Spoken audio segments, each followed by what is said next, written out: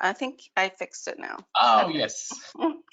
Perfect. Okay, it's my first time using this GoToWebinar, so Yeah. thanks for your A patience. little bit weird too, but when you Okay. get used to it, it's okay. Okay, yeah, now I understand. Okay, perfect. Well, again, welcome. Thank Stage you. is yours, Heather.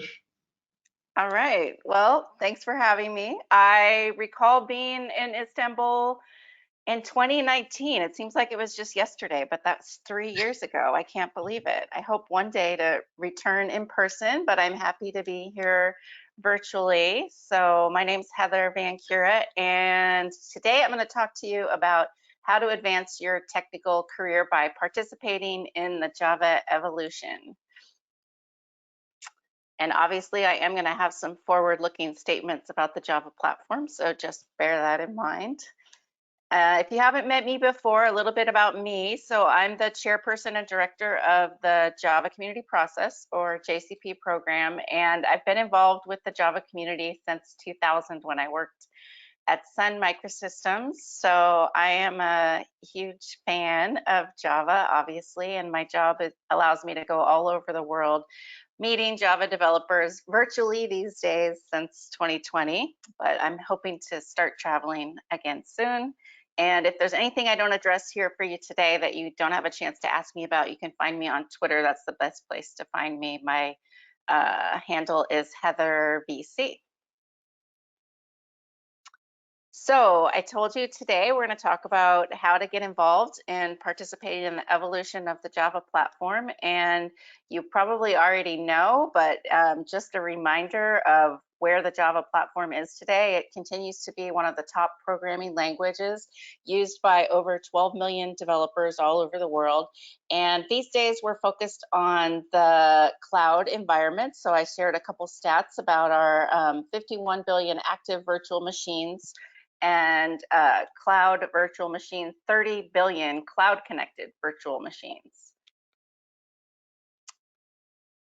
And while some of those things have changed in terms of obviously the growth and the focus on the cloud as the industry has shifted, and now for the Java platform, we're focused on deploying applications to the cloud using Java, as well as providing that platform for the cloud with Java as the infrastructure. The philosophies of Java have remained essentially consistent over time since I've been involved in terms of, we're careful about what is included in the platform. We're focused on quality and security, but also bringing in modern features. And the key difference with Java versus other languages, which most of you probably use other languages, that's the way software is developed today, is the way that it's developed and evolved. And that's primarily what I'm going to talk to you today about, is the transparent evolution as well as the active ecosystem involvement. So how you can get more involved to not only help you advance your technical skills, but also help you advance your career. So Java's been around already over 25 years. And as we look to the future, there's lots of ways for you to get involved. And I'll share with you a couple highlights of some of the initiatives that I've started and the community is working on over the last couple of years. So if you don't know what the JCP is, and when I said who I was and what I'm going to talk to you about today, I'll just share a little bit about the organization. So the JCP is where we evolve the standard specification for Java. And we do that through an organization called the JCP, and I'm the chairperson of that. So you would see it like that would be me, even though it doesn't really look like me, chairing the organization. And I have a small staff that helps support me. And we also have a board, which we call the executive committee. So they vote on all of the projects that go through the JCP. And the bulk of the work is done through the community, though, and that's really where you have a role to play. So people can join the JCP in order to actually lead projects, and those we call JSRs. And the leaders of JSRs are called specification leads or spec leads. And then the members can be on their expert group. And we also have contributors now, as well as general members who can get involved. But there's ways for you to get involved even without being a member of the JCP. But that's essentially the structure of the organization. And the way we work within Java to develop the language specification is we have these projects called JSRs, and a JSR is a single version of a Java spec. The JSR is led by a spec lead, and we have expert group members and community members.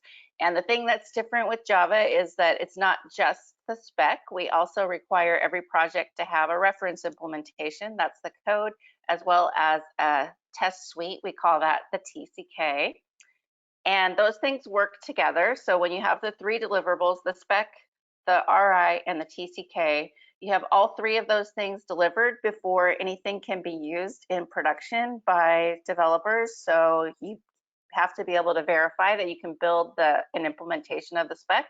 That's the reference implementation, but also the reason why we have this broad and rich ecosystem is that we allow multiple implementations of every specification. So that's why we have the test suite to ensure compatibility, and the test suite ensures that their specification is complete, but also that not only the reference implementation, but independent implementations can utilize the TCK to ensure that their implementations are also compatible. So that way we have multiple implementations that create choice for developers, and that we ensure that we have that strong compatibility requirement so that everything continues to work together throughout the ecosystem, no matter which implementation that you choose.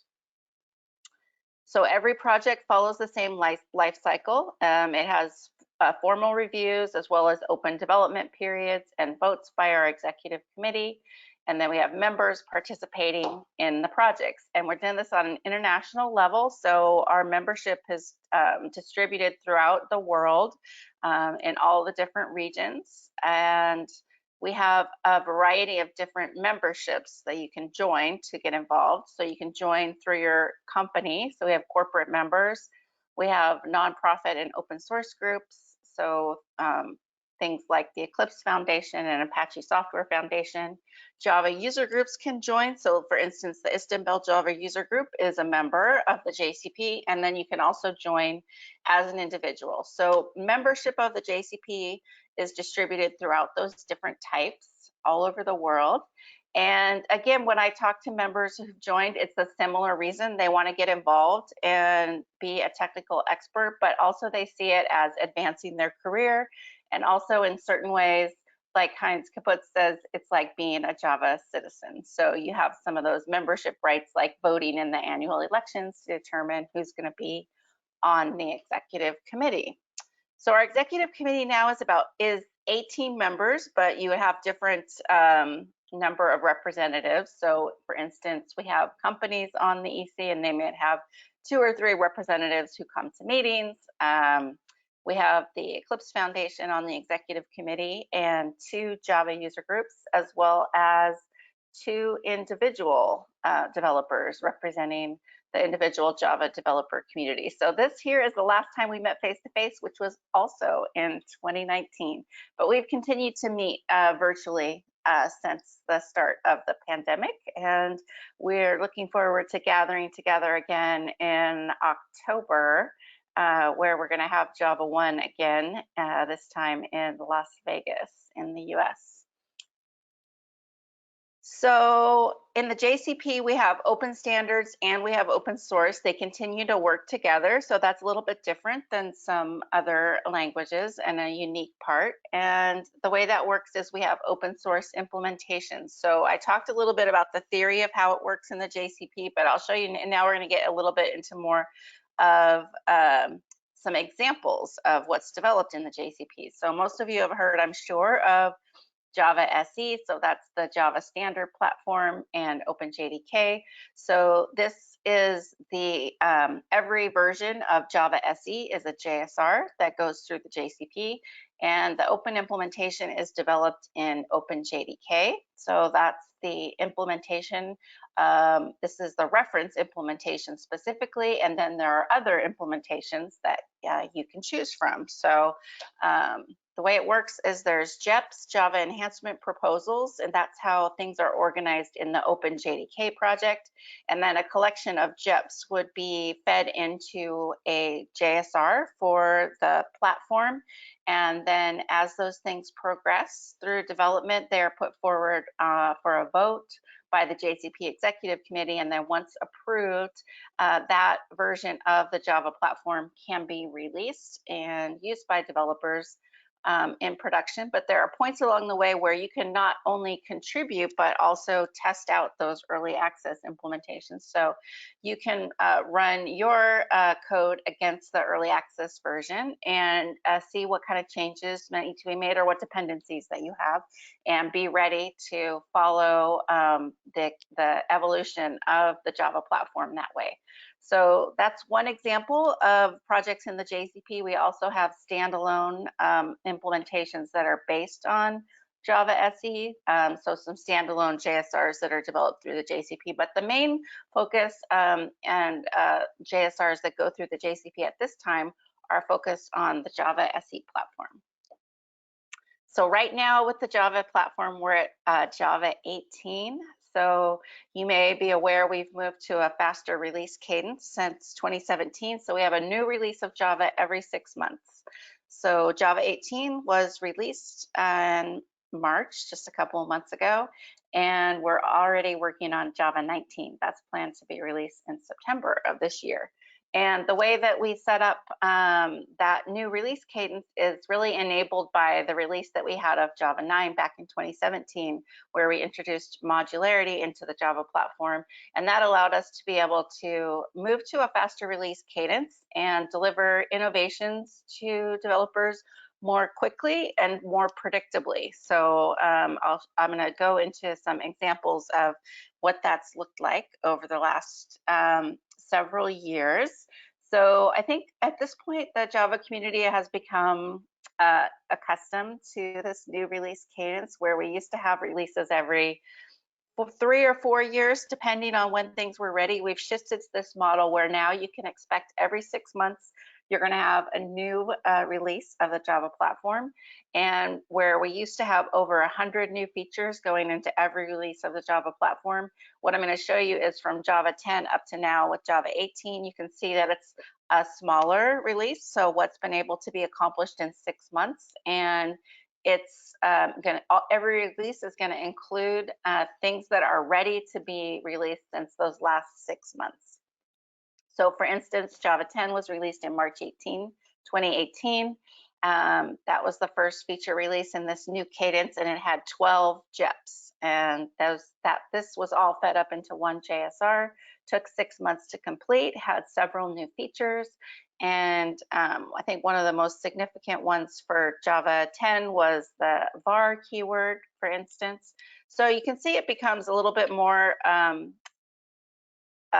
digestible, I guess you could say, in terms of looking at what's included in a new release. Instead of 100 different things, you have a much more manageable list of things that you can look at. So 6 months later was Java 11. It was 17 JEPs, a little bit larger. And I think part of the reason for that was we had a lot of features contributed by Oracle that used to be included in the Oracle JDK, put into Open JDK, and followed that same process. So things like Flight Recorder were included with the Java 11 release, for instance. Then we also had a couple of other features that were contributed in that way. And this also with Java 11, and one of the things that we introduced around that same time was this concept of long-term support releases. So Java 11 was the first long-term support release, and Oracle provides a long-term support release, as well as lots of other vendors offer their implementations that pass the same specification. So we then had JDK 12 6 months later. Again, the new model calling for JEPs to be targeted for a release only when it's ready. And you can see here, we also introduced this concept of preview releases. So we had switch expressions come in with Java JDK 12 for a preview. So that means when you download the release, it's not configured to automatically be on. You have to go in and configure it to be on. And a preview feature would be something that we're looking to get more feedback on as developers use it before we actually include it with the general release. So that's also a new concept. And what we've seen over time is that typically a preview feature would have 2 or 3, more likely 3 additions as a preview feature before it's included as a standard feature. So we had Java 13, which was 5 JEPs. Again, more preview features. So we added text blocks and switch expressions. So you can see here you have an opportunity to try out some more modern language features and see how that works for you. And with Java 14, a little bit larger release. Again, it's just depending on what's ready and also who in the community is contributing. And one of the things we started to see around this time as well is that more community members are actually getting involved in contributing. And I think that is accounted to the fact that we really do have that predictable cadence where developers and community members can see that when they make a contribution, they're actually going to see a more immediate impact. So if they're contributing and participating in the project, you're going to see that it's included much faster. You're not going to wait several years to see the fruits of your labor. You're going to see it in the next 6 to 12 months, most likely, if it's accepted. So we continued with Java 15, which had another large collection of Java enhancement proposals, and Java 16. I think one of the significant things that you may or may not be aware of with Java 16, we had a JEP, which was migrate to GitHub. It was JEP 369, so it was included here in this list of features. And then there's a project for each feature. So we migrated to GitHub. So you can now find the Java platform projects mirrored on GitHub, which is where the majority of software is developed today. So we're there as well. You can find us. You can also see here records with Java 16 was included as a standard release. So you can see kind of how that process works. And last September, we had Java 17, which was a long-term support release. Also around this time, we talked about having long-term support releases every 2 years instead of every 3 years. And what we found is that the majority of the community in production actually has and is in actuality, in reality, deploying long-term support releases in production, trying out the features and the releases that come out in between. But the majority of community members are waiting for those long-term support releases. So we decided to move to a shorter cycle in between long-term support releases. So we still have releases every 6 months, but rather than wait every 3 years to designate a release as long-term support release, we're doing that every 2 years starting after Java 17. So the next long-term support release will be Java 21. So as I mentioned, the current release that's available now, if you go to download the current release of Java, it's Java 18. That was released in March and it has a bunch of preview features as well as new features and some deprecation. So deprecation, when we deprecate features, you're also notified of this here. You can see there's JEPs for things that are significant that are being deprecated, as well as the schedule, and then links to all of those things. And then, as I mentioned, we're already starting with Java 19 development. That's a JSR in the JCP as well. It's JSR 394, and we have early access builds available now. The JEPs that are targeted are listed here.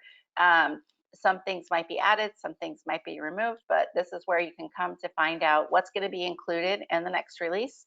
And the Java 20 JSR will probably be starting. It will start even before September release of JDK 19. And then so you can start planning for that as well. So you can see one of the things here, we do have a 4th incubator of the vector API, which is exciting. And then another JEP, which is record patterns. So lots of interesting things coming out that continue to evolve the Java platform. And then you probably are thinking we used to have in OpenJDK these project names, and we would usually associate a project name with a platform release. We still have the project names, it's just that, and these projects still have work going on in them. But as things are ready within these projects, they're proposed as steps, and you see things come out of the projects more incrementally over time. As things are ready, rather than waiting until everything in the project is ready, things can be proposed and introduced to the community more slowly and incrementally over time. Well, actually, you're getting them faster. So whenever something's ready. So I'll give you just a few highlights of some of the projects that are happening in OpenJDK and that are being proposed as JIPs into new versions of the Java platform.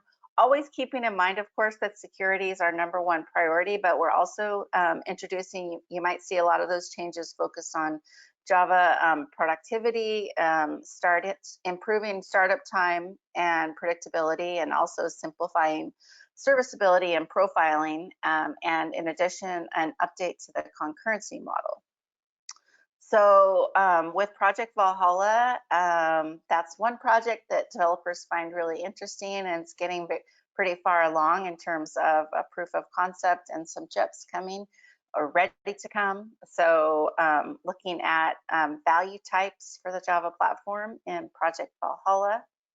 We also have Project Portola, which is looking at Java in a world of containers. Obviously, as I mentioned early on, we're committed to having Java remain the first choice for deployments in the cloud. So Project Portola is important there.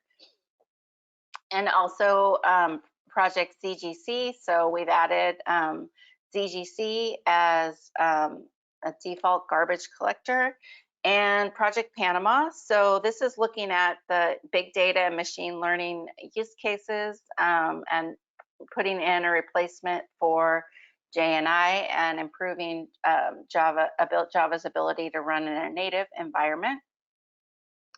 And Project Loom. So I talked about the concurrency model update to that. That's happening in Project Loom.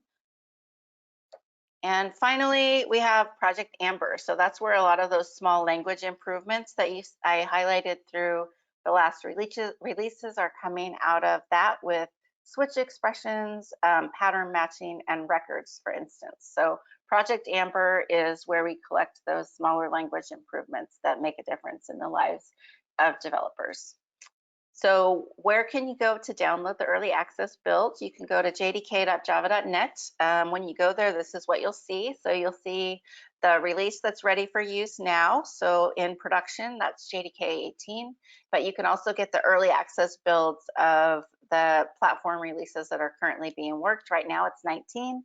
20 will be coming soon. And also some of the projects that I just highlighted have their own builds that you can download. And if you want to experiment with some of those new features, for instance, like I mentioned, Loom, Panama, and Valhalla, they all have their own early access builds. They also have their own mailing lists and issue trackers and ways to get involved. So they have project pages on OpenJDK. So if you wanted to dig deeper into any of those projects that I mentioned, apart from downloading the early access builds, which is one of the best ways to see what's coming next in the Java platform, you can check out the project pages of those designated projects. And you can also follow OpenJDK on Twitter. That's a good place to get information like when early access builds are ready. Those are coming out every 2 weeks. And you can also become a contributor to OpenJDK. So in addition to being a JCP member, you can also be a contributor to OpenJDK, and you do that on an individual basis, contributing there, and you can do that on the OpenJDK site. So that's been a lot of changes happening in the Java platform. We've obviously made a lot of improvements to the JCP to make that happen. So we've changed the organization structure, and I'm just going to highlight a few of the ways that we've done that. I've led that project as the chairperson, and the executive committee is my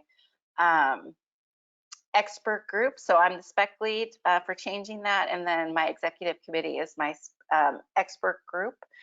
So one of the main things that we've done in the executive committee is really focus on transparency. So enabling you to be able to have access to all of the things that I just mentioned that are happening with the evolution of the Java platform. So we've done that through open mailing lists, open issue trackers, as well as accessible downloads for the early access builds as they come out over time. And we've also merged our executive committees. So we have one executive committee focused on the Java SE platform, and we've reduced the size of the executive committee, made it a little bit smaller. So as I mentioned, it's now at 18 members, Oracle being one of them, and then the community voting on the membership in our annual elections, which the JCP members select. And then we looked at how can we have more people participate so that we can move faster, so projects can be completed in that 6-month cadence timeframe, and more members of the Java community can participate. So we broadened our membership and looked at barriers to participating. So things like ensuring that there are electronic signatures, that we aren't charging fees, and introducing new ways to contribute, such as being a contributor and adding associate seats on the executive committee. So it used to be that there was a one-size-fit-all membership in the JCP. Now we have various memberships. So we have individuals who can join as associate members, and you can do that without having your employer sign, which was one of the changes that we introduced. And you can also join as a partner member, which is really for Java user groups or other nonprofits. And then we have the full members, which was our standard membership. That's primarily designed for companies, but we also have some individuals participating as full members, particularly like if you're a consultant or if you work at a university, those folks are joining as full members. We also had to streamline the development cycle of a project in the JCP. It was really designed more in the days of waterfall project development, and we've now shifted to more agile open source software development style. And so we've removed some of the formal review processes, but we still have that balance. So we have the open development as everything's done in the open as in open source projects, but then things feed up into the JSR process and finalize for a vote by the executive committee. So still having the benefits of open source transparent development, and then still the vote by the executive committee where things are submitted for release and approved by the executive committee. And we continue to talk in the executive committee about what we need next. So that's one way that you can get involved, is by following the work of the JCP and the discussions that we have in the executive committee. We've also made all of that open and public for you to review, as well as provide suggestions for what we might do in the future. And one of the things that we've done most recently, starting in the pandemic, was focus on Java in education. So as we celebrated the 25-year anniversary of Java, we thought, what about the next generation of Java developers? What can we do as leaders in the community to ensure that Java continues to remain one of the top programming languages and platforms in the world? So what we want to do is bring Java to the next generation of developers, and you can get involved in this project as well. I know we've had members from Istanbul who are looking at ways to reach out in the local community. So we've provided some tools for you on jcp.org through a Java in Education page, where we give you some tips on how to get started reaching out to universities, as well as some materials for when you do that. So we've developed 2 presentations with speaker notes that you can use, which is, one is why should you learn Java? It talks about the popularity of the language and where you can go to learn it. And then the second one, highlighting some of those features that I talked to you about. So what is modern Java, and how is it different maybe than what you thought about or have heard about Java in the past?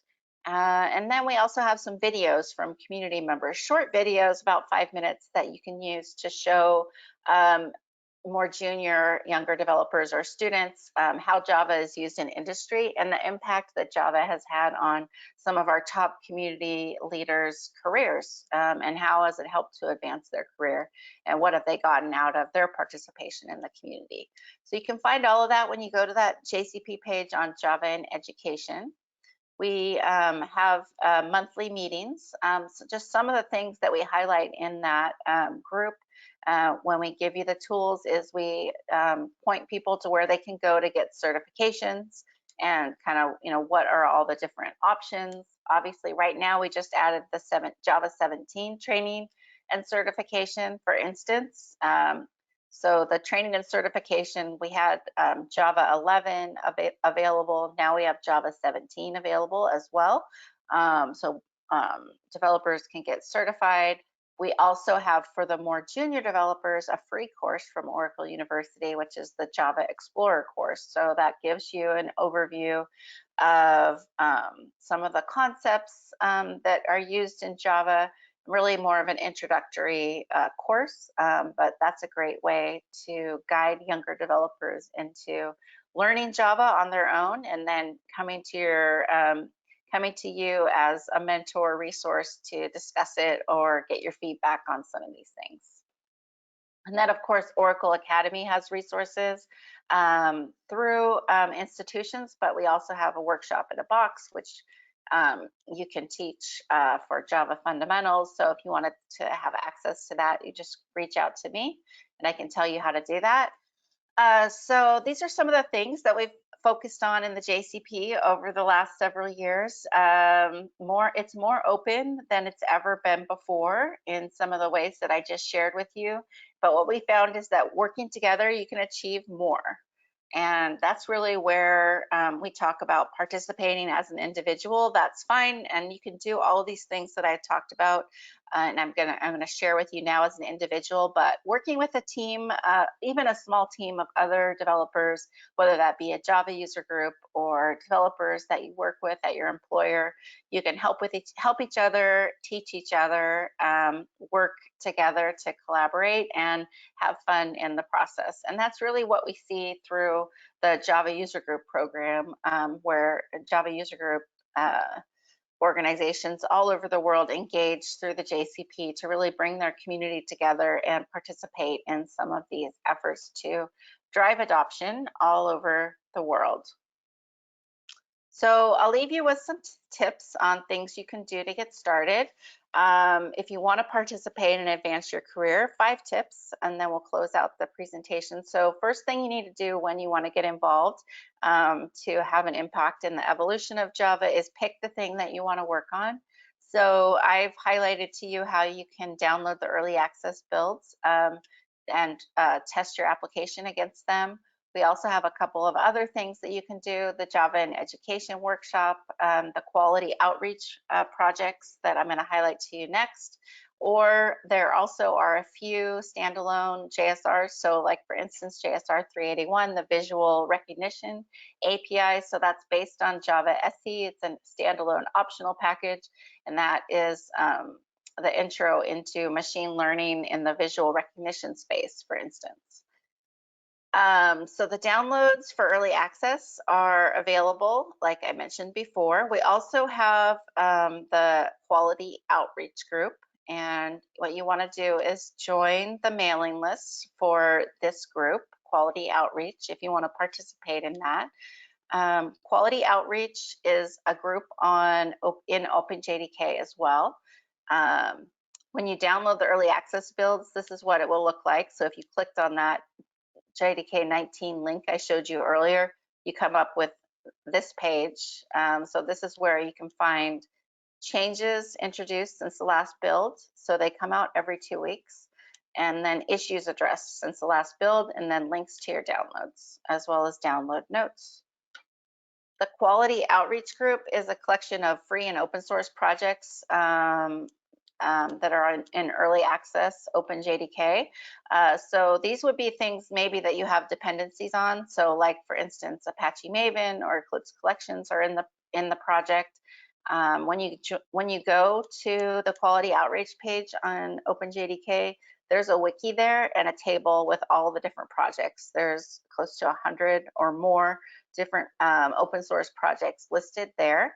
So that in addition to being a place where you can identify dependencies and what's the status in terms of moving to the most current release, you could also participate in any of these projects. So this is a great way to also get involved in the ecosystem is um, contact the project lead who's listed here, and there's also a link to the project itself, and say you want to contribute and get involved. So that can be a great way to have your first open source project engagement or add another one, depending on where you're at in your career. So this is a great resource for finding a project that you want to participate in.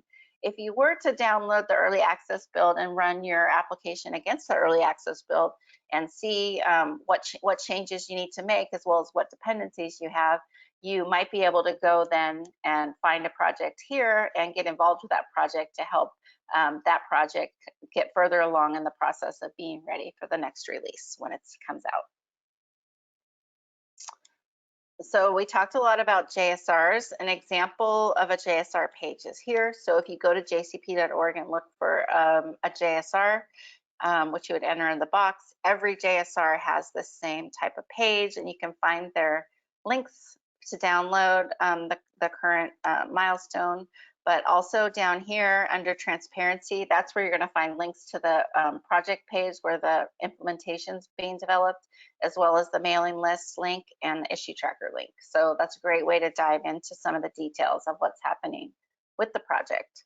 So once you decide what you want to do, the second step is to communicate. And this is a really critical step that's important not to skip, which is you decide yourself what you want to do, but then communicate with the project lead how you want to get involved and what you're going to do. So contact the project lead, introduce yourself on the mailing lists, which are all open, and talk about what you'd like to contribute and what you want to, how you want to participate.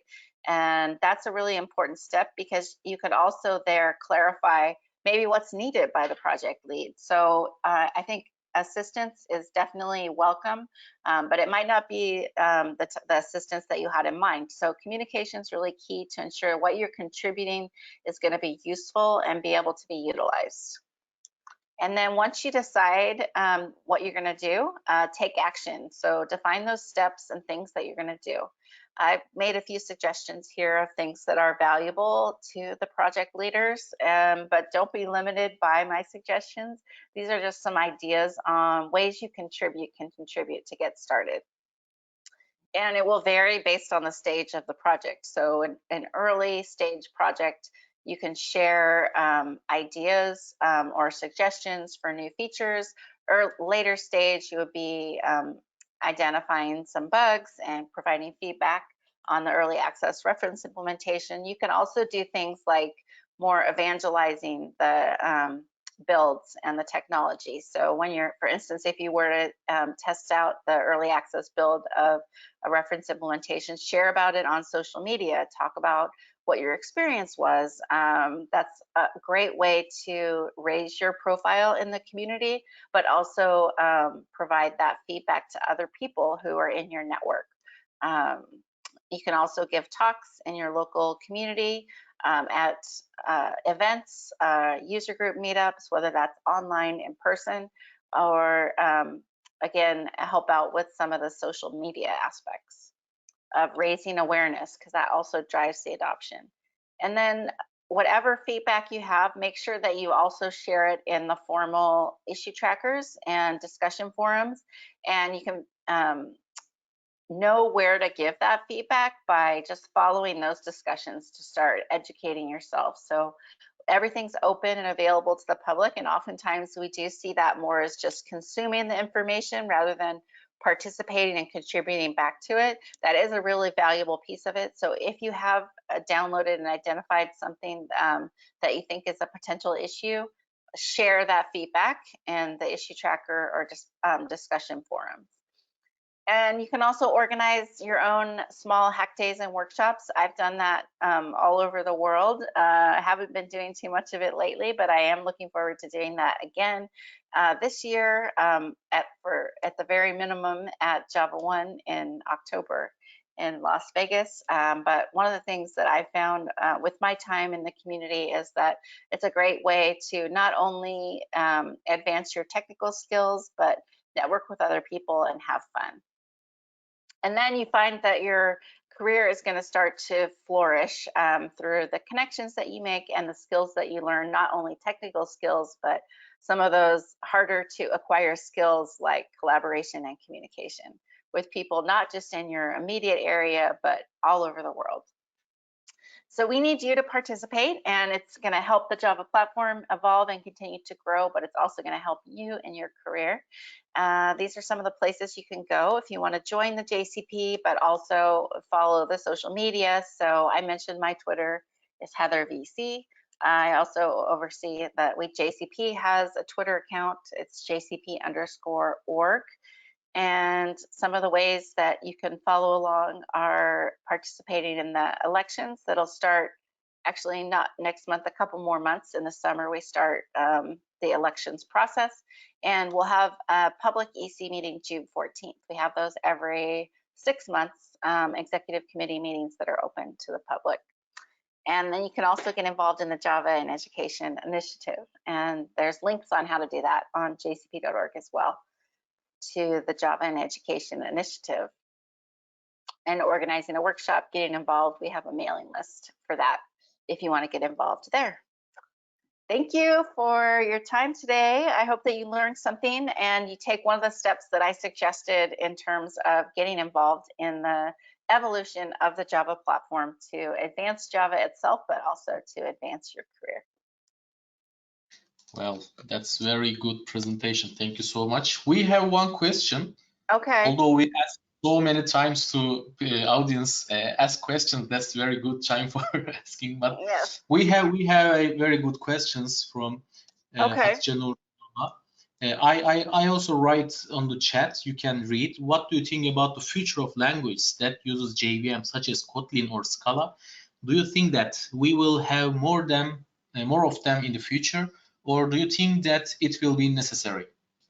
She's asking. I think, yes, I see that now. I didn't have the chat open before. So I think that I include the JVM languages in the ecosystem. So I think that we've had JVM languages for quite a while now, and I think that we will continue to have them.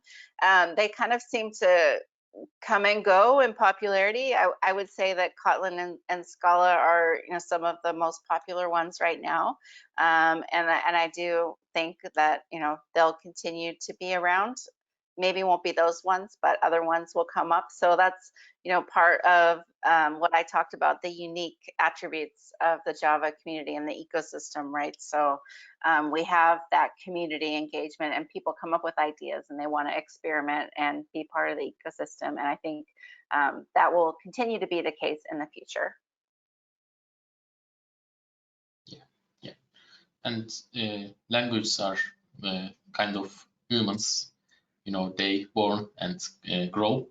So there will be so much new languages in the future, maybe. And yeah, I think so. And I think too that with the Java platform, like I talked about in the beginning, with the philosophies of quality and security, we keep that stable in the Java platform, but we bring in innovations from other community and Java ecosystem projects, right? So that helps to grow that whole innovation of the ecosystem, like seeing what other groups are doing and seeing, if we want to bring that into the platform itself, certain aspects of it. So I think it's important for the innovation cycle.